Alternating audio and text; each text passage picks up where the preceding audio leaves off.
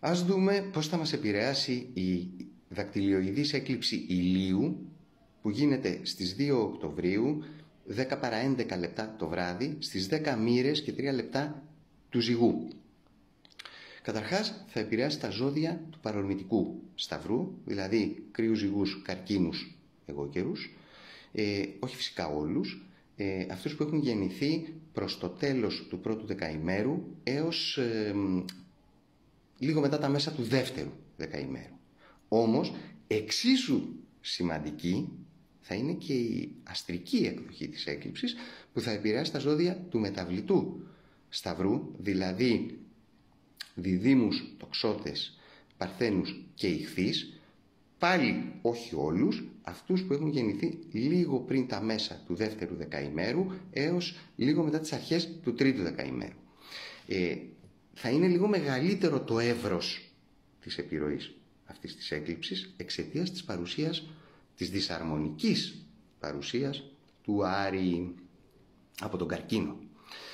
Ουσιαστικά έχουμε ένα δύσκολο σχηματισμό μεγάλου σταυρού που πραγματοποιείται από τα φώτα, δηλαδή τον ήλιο και τη σελήνη. Είναι δίπλα ο Ερμής, είναι οι δεσμοί της σελήνης στον άξονα κρύου Ζυγού, είναι ο Άρης από τον Καρκίνο και η Δήμητρα από τον εγώκερο.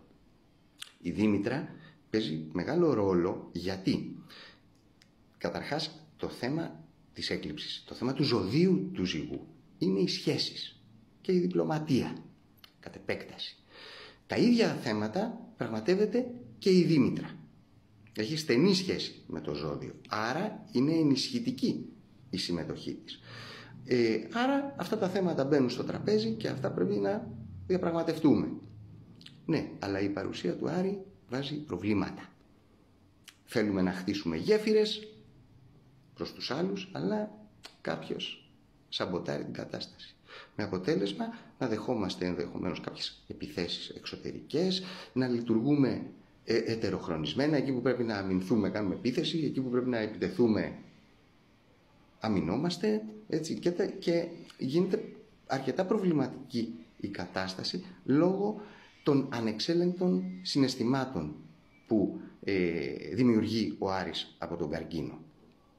Βέβαια υπάρχει ένα μεγάλο τρίγωνο Αφροδίτης Άρη Κρόνου που μπορεί να δώσει μια διέξοδο στην ενέργεια αυτού του Άρη, αλλά πάλι δεν είναι κάτι εύκολο. Καταρχάς το πρώτο που απαιτείται εδώ είναι αυτοπιθαρχία και είναι δύσκολο γιατί χρειάζεται εγρήγορση τη στιγμή που συμβαίνει ένα δύσκολο γεγονός, ας πούμε.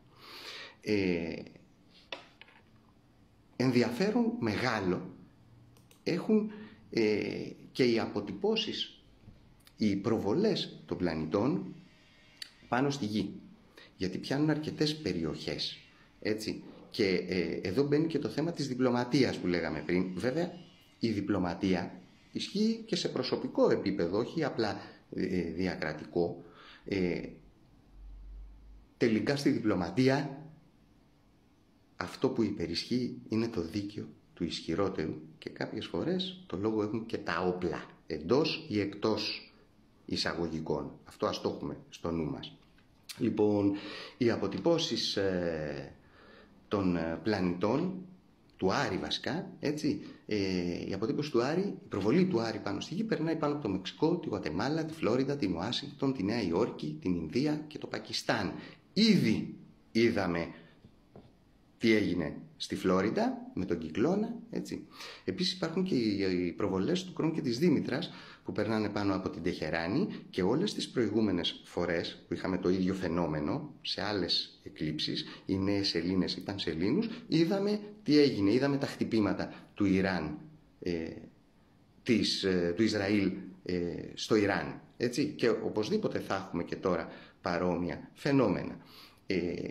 Σημαντική είναι η έκλειψη για την Ελλάδα που είναι πονηρή αρκετά, γιατί είναι ο Δίας πάνω από τη σελήνη της Ελλάδας και αρχικά φαίνεται καλή, αλλά δεν είναι, διότι ενεργοποιούνται οι αρχικές μοίρες των παρορμητικών που είναι ιδιαίτερα σημαντικές για τη χώρα και η συμμετοχή της Δήμητρας και για την Ελλάδα και σε παγκόσμιο επίπεδο θα βάλει έντονες πολιτικές εξελίξεις με μεγάλες διαμάχες, οικονομικά παιχνίδια, υπόγεια